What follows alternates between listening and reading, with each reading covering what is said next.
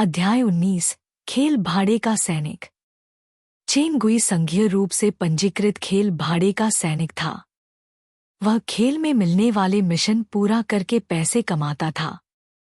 खेल के भाड़े के सैनिकों की दुनिया में उसका एक प्रसिद्ध उपनाम था प्रिजनर स्नेक। नए सर्वर में प्रवेश करते ही उसने एक बड़े पैमाने पर बने सिस्टम आश्रय का पता लगाया और आसपास के लड़ाकू प्रतिभा वाले खिलाड़ियों का एक समूह इकट्ठा किया। यह उसने सर्वाइवल रेडियो के माध्यम से किया। प्रिजनर स्नेक ने इन खिलाड़ियों को एक छोटी टीम में बदल दिया और वह इस टीम का नेता बन गया। यह टीम शुरुआती दौर में बहुत मजबूत थी। उसे लगा कि यह उसका सुनहरा मौका है और शायद वह खेल में एक महान नेता बन सकता है। आश्रय के अंदर अलाव के पास प्रिजनर स्नेक और उसके साथियों ने आज की लूट का जश्न मनाया। हाँ, अहेर, बहुत बढ़िया। तुमने उस औरत का ठिकाना ढूंढ लिया। इस बार तुम्हें श्रेय मिलता है। लिन आयर ने अपने पैरों के पास बैठे शिकारी कुत्ते को छुआ और गर्व से हंसा। कोई शिकार रे की नाक से बच नहीं सकता है। भाई स्नेक, हमने कुछ जानकारी जुटाई है। वहां एक लड़की और एक बूढ़ा पतला आदमी है। दोनों के पास लड़ाई की खास क्षमता नहीं है। हम उन्हें कल आसानी से हरा सकते हैं। आज रात भरपेट खाओ। हम कल सुबह जाकर उन पर घात लगाएंगे। जो भी बाहर आएगा उसे सीधा मार देंगे। प्रिजनर स्नेक के चेहरे पर क्रूरता की झलक थी। वह एक विश्वासहीन व्यक्ति था और दूसरों पर दया नहीं दिखाता था।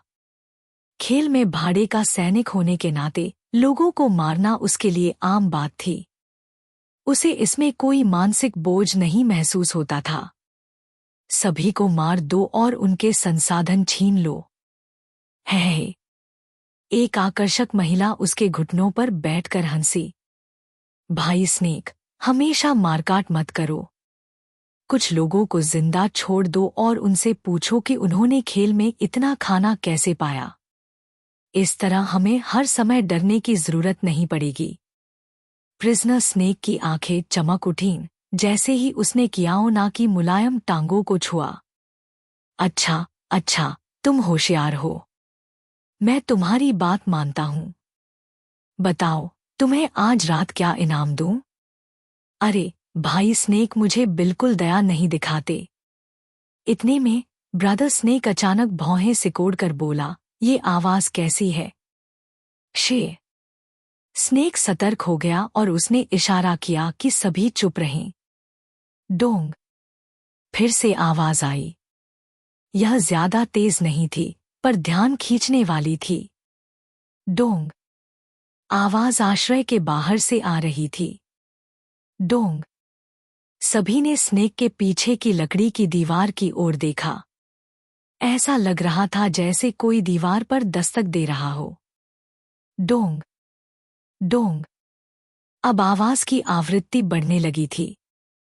हर दिशा से आवाजें आ रही थी। आश्रय में मौजूद सभी खिलाड़ियों के चेहरे पर पसीना था। क्या यह ज़ॉम्बी हमला था? नहीं। खेल के 72 घंटे की सुरक्षा का समय अभी खत्म नहीं हुआ था, इसलिए ज़ॉम्बी अपने आप हमला नहीं कर सकते थे। यह खिलाड़ी का हमला हो सकता है। रात में खिलाड़ियों का हमला असंभव था क्योंकि ज़ॉम्बी उस समय उग्र हो जाते थे और उनकी सारी क्षमताओं में बढ़ोतरी हो जाती थी। डोंग। डोंग। डोंग। अब हथौड़े की आवाजें और तेज हो गईं और चारों तरफ से आने लगी, मानो आश्रय को घेरे हुए कोई शत्रु हो। यह बहुत डरावना था। बाहर क्या हो रहा था?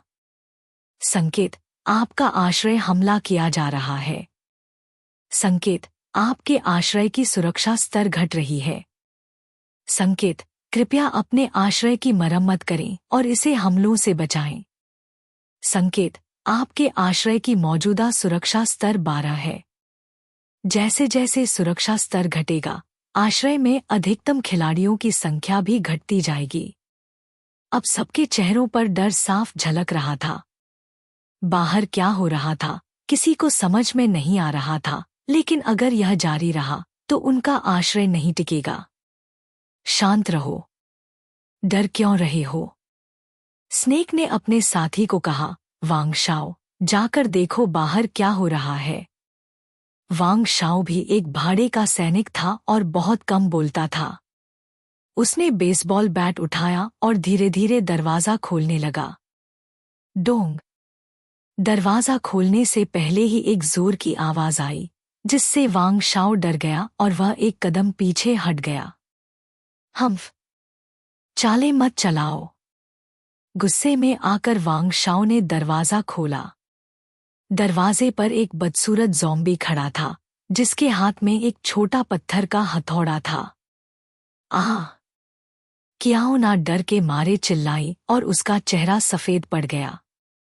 यह ज़ॉम्बी है। वांग शाओ, दरवाजा बंद करो। हट जाओ। वांग शाओ ने ज़ॉम्बी के सिर पर बैट मारा और उसे कुछ कदम पीछे धकेल दिया। फिर उसने दरवाजे से झांककर बाहर देखा। बाहर का नजारा देखकर वांग शाओ के शरीर में सिहरन दौड़ गई। रात के अंधेरे में वह स्पष्ट रूप से कुछ नहीं देख पा रहा था, लेकिन उसने देखा कि कम से कम 5-6 ज़ॉम्बी दीवारों पर हथौड़े चला रहे थे। वांग शाओ ने जल्दी से दरवाजा बंद कर दिया। बाहर क्या हो रहा है? बाहर कम से कम दर्जन भर ज़ॉम्बी दीवार पर हथौड़े मार रहे हैं। यह सुनकर सभी के चेहरे सफेद पड़ गए। 7-8 ज़ॉम्बी? वे उनसे कैसे लड़ सकते थे? अब हथौड़ों की आवाज उनके जीवन का संदेश बन गई थी। हम क्या करें? क्या करें? कियाओ ना डर के मारे ब्रदर स्नेक का हाथ पकड़कर गिड़गिड़ाई, भाई स्नेक, कुछ करो। मैं मरना नहीं चाहती। चुप रहो। क्या कर रही हो? प्रिजनर स्नेक ने उसे जोर का थप्पड़ मारा। वह खुद भी उलझन में था। आओ, लड़ाई करते हैं। प्रिजनर स्नेक के आंखों में खून उतर आया। अगर वे लड़ते तो उनके बचने का 50% मौका हो सकता था। उसने लोहे की छड़ी निकाली और दरवाजे की तरफ बढ़ गया। बूम! दरवाजा खोलते ही उसने ज़ॉम्बी के सिर पर प्रहार किया। ज़ॉम्बी पीछे हट गया। केबिन के अंदर लियाओ बुफान और लियू लिन ने अभी तक लॉगआउट नहीं किया था। फेंगहेंग उन्हें लगातार लॉगआउट कर आराम करने के लिए कह रहा था, लेकिन ऐसी परिस्थिति में वे भला कैसे चैन से सो सकते थे? आखिरकार फेंगहेंग अलाव के सामने बैठा हुआ था और उसकी शांति भी कुछ खास भरोसेमंद नहीं लग रही थी। दोनों आने वाली जबरदस्त लड़ाई के लिए खुद को पूरी तरह तैयार करने में लगे हुए थे। दूसरी ओर जिमी हमेशा की तरह अपने हाथ में एक कप गर्म चाय पकड़े हुए था। वह सिर्फ खेल को अधिक समय तक खेलने के लिए ऑनलाइन बना हुआ था। सच कहे तो जिमी भी देखना चाहता था कि यह युवा इस संकट से कैसे निपटेगा। अलाव के सामने बैठे फेंगहेंग बाहरी रूप से शांत और खोया हुआ दिख रहा था, लेकिन वास्तव में वह लगातार खेल के लॉग को देख रहा था। संकेत, आपके ज़ॉम्बी क्लोन ने पत्थर के हथौड़े से इमारत को तोड़ा। आपको लकड़ी एक मिली। संकेत, आपके ज़ॉम्बी क्लोन ने पत्थर के हथौड़े से इमारत को तोड़ा। संकेत, आपके ज़ॉम्बी क्लोन ने पत्थर के हथौड़े से इमारत को तोड़ा। आपको लकड़ी एक मिली। संकेत, आपके ज़ॉम्बी क्लोन ने। संकेत, आपके ज़ॉम्बी क्लोन ने पत्थर के हथौड़े से इमारत को तोड़ा। संकेत, आपके ज़ॉम्बी पर हमला हुआ है। संकेत, आपके ज़ॉम्बी पर हमला हुआ है। संकेत, आपके ज़ॉम्बी पर हमला हुआ है। अब आ गया है। फेंगहेंग की आंखें चमक उठीं। तुम इसे और बर्दाश्त नहीं कर सकते?